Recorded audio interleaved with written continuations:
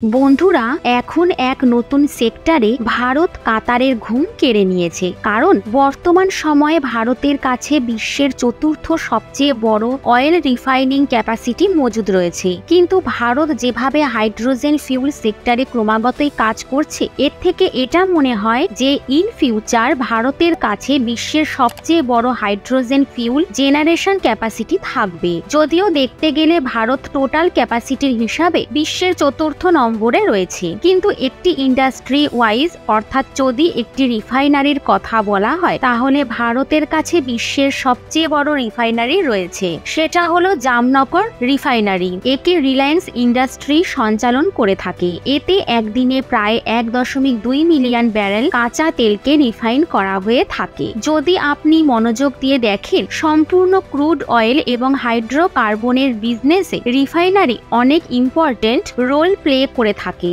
যদি রিফাইনারি না থাকে, তাহলে ক্রুড অয়েলকে অ্যাকচুয়ালি পেট্রোলিয়াম প্রোডাক্টে কনভার্ট করার কাজ আসলে কে করবে? আর এই একই কাজ হাইড্রোজেন ইন্ডাস্ট্রিতে ইলেকট্রোলাইজারের মাধ্যমে করা হয়ে থাকে। কিন্তু এমন একটি রিপোর্ট সামনে এসেছে যা থেকে এইসব জিনিস ক্লিয়ারলি ডিসকাস করা যাবে যে ভারত ইন ফিউচার বিশ্বের সবচেয়ে বড় ইলেকট্রোলাইজার প্রডিউস করা কান্ট্রি হতে চলেছে। সম্পূর্ণ ডেভেলপমেন্ট আসলে কি, আজকের এই ভিডিওতে জেনে নেওয়া যাক। ভারত যেভাবে কাতারকে শিক্ষা দিচ্ছে, তার জন্য এই ভিডিওটিকে একটি লাইক অবশ্যই করবেন। এর সাথে এই ধরনের ভিডিও পাওয়ার জন্য চ্যানেলটিকে সাবস্ক্রাইব অবশ্যই করবেন। রিপোর্ট অনুযায়ী 2023 সালের 7 জুলাই ভারতের সোলার এনার্জি কর্পোরেশন অফ লিমিটেডের পক্ষ থেকে 1.5 গিগাওয়াট ইলেকট্রোলাইজার ম্যানুফ্যাকচার করার জন্য কিছু কোম্পানিকে ইনভাইট করা হয়েছিল, যেখানে প্রায় 21টি কোম্পানি পার্টিসিপেট করেছিল। এছাড়াও হাইড্রোজেন প্রডিউস করা কোম্পানিগুলিকেও ইনভাইট করা হয়েছিল,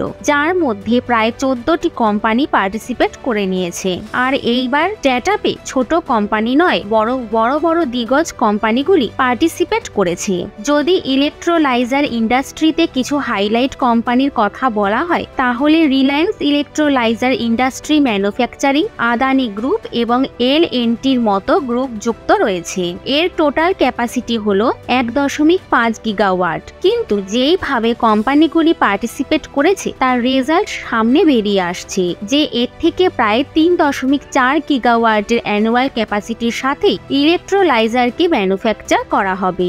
আপনাদের বলে রাখি, ভারত যদিও তার প্রয়োজনীয়তার হিসাবে ইলেকট্রোলাইজার প্রডিউস করে না, কিন্তু ভারতের মধ্যে বিভিন্ন আমেরিকান কোম্পানি কাজ করে, যারা ভারতের থেকে ইলেকট্রোলাইজার এক্সপোর্ট করা শুরু করে দিয়েছে। আর তারা ক্রমাগতই তাদের ম্যানুফ্যাকচারিং ক্যাপাসিটি বৃদ্ধি করেছে। যদিও দেখতে গেলে SCCI এর টার্গেট এটা আছে যে ভারতের মধ্যে প্রায় 4,50,000 টন গ্রিন হাইড্রোজেনকে প্রডিউস করা হবে। এজন্য ইলেকট্রোলাইজার সবচেয়ে প্রয়োজনীয় ডিভাইস বলে মনে করা হয়। যদি সহজ ভাষায় বলা হয়, তাহলে ইলেকট্রোলাইজার সেই মেশিনারি যার ব্যবহার করে জল থেকে হাইড্রোজেন এবং অক্সিজেনকে আলাদা করা হয়। এখানে হাইড্রোজেনকে আলাদা করে আমরা হাইড্রোজেনকে ASA ফিউল হিসাবে ব্যবহার করতে পারবো। ইলেকট্রোলাইজারে পার্টিসিপেট করা আরো বিভিন্ন কোম্পানির বিষয়ে যদি কথা বলা হয়, তাহলে তার মধ্যে জন ককটেল এবং জিন্দাল ইন্ডিয়ার মতো কোম্পানি পার্টিসিপেট করেছে। এছাড়াও হাইড্রোজেন প্রডিউস করার বিষয় গ্রিনকো,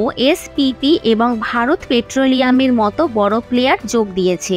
এছাড়াও যেখানে বিশ্বের বিভিন্ন ডেভেলপড কান্ট্রি নিজেদের দেশের মধ্যে সিঙ্গেল হাইড্রোজেন প্রজেক্টে 2 থেকে 2.5 মিলিয়ন এবং 5 বিলিয়ন US ডলার পর্যন্ত ইনভেস্ট করেছে, আর অন্যদিকে ভারত শুধুমাত্র একটি স্টেটের মধ্যে প্রায় 80 থেকে 85 বা 90 বিলিয়ন US ডলার পর্যন্ত ইনভেস্টমেন্টের সাথে আগে অগ্রসর হচ্ছে। আর এটা কোনো হাওয়ার কথা নয়, অলরেডি এর খবর সামনে উঠে এসেছে, যেখানে বলা হয়েছে যে ভারত বেসিক বা ফাউন্ডেশনে হাইড্রোজেন প্রজেক্ট এবং হাইড্রোজেন ইন্ডাস্ট্রিকে বড় স্তরে শুরু করার জন্য 250 বিলিয়ন US ডলার পর্যন্ত ইনভেস্টমেন্ট করে দিয়েছে। আর এমনটা এই জন্য পসিবল হয়েছে যে ভারত এমন এক লোকেশনের ওপর রয়েছে যেখানে বছরে 365 দিনই রোদ পাওয়া যায়। এই কারণে ভারতের জন্য গ্রিন হাইড্রোজেন প্রডিউস করা সবচেয়ে সহজ। তো এই অ্যাডভান্টেজের সাথে ভারতের মধ্যে বিলিয়ন অফ ডলারের ইনভেস্টমেন্ট আসছে। এছাড়াও বিশ্বের বিভিন্ন দেশ হাইড্রোজেন ফিউল ইম্পোর্ট করার কথাও বলেছে।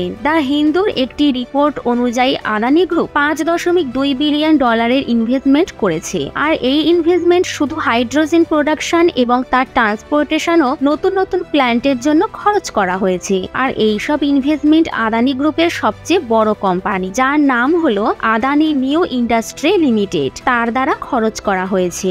আর আদানি গ্রুপের টার্গেট এটাই রয়েছে যে ভারতে 2027 সালের মধ্যে প্রায় 1 মিলিয়ন টন হাইড্রোজেনের প্রোডাকশন এদের পক্ষ থেকে করা হবে। আর পরবর্তী 10 বছরে প্রায় 50 বিলিয়ন ইউএস ডলার পর্যন্ত ইনভেস্টমেন্ট করা হবে। এর সাথে 30 লক্ষ টন হাইড্রোজেন প্রোডাকশন করা হবে, যেটাকে আমরা আমেরিকা, ইউরোপ এবং বিশ্বের বিভিন্ন কোণাতে এক্সপোর্ট করার জন্য তৈরি হচ্ছি।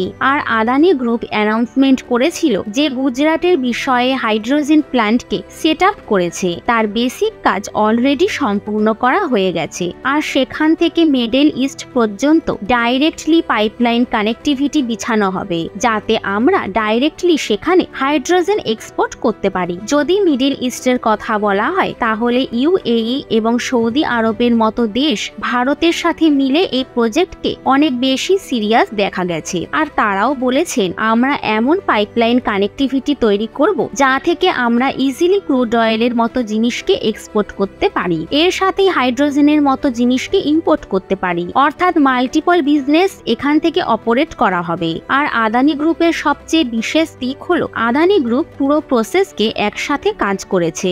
অর্থাৎ একদিকে সোলার প্যানেলকে তৈরি করছে, অন্যদিকে মাল্টিপল ফ্যাক্টরিও সেট আপ করেছে।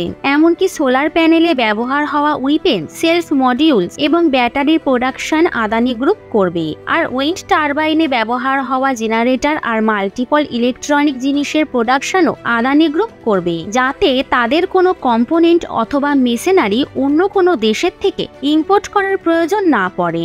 আর আপনার মনে থাকবে রিসেন্টলি আদানি গ্রুপ 5.2 মেগাওয়াটের উইন্ড টারবাইন জেনারেটর বিকশিত করেছিল, যেটা অনেক বেশি পাওয়ারফুল টারবাইন। আর এই বছরই হওয়া বড় ডেভেলপমেন্টের বিষয়ে যদি কথা বলা হয় তাহলে আদানি গ্রুপ সেপ্টেম্বর মাসে জাপান এবং তাইওয়ানের মতো দেশের সাথে গ্রিন হাইড্রোজেন এবং অ্যামোনিয়াকে প্রডিউস করতে এবং তার এক্সপোর্ট করার জন্য অনেক এগ্রিমেন্টও সাইন করেছে।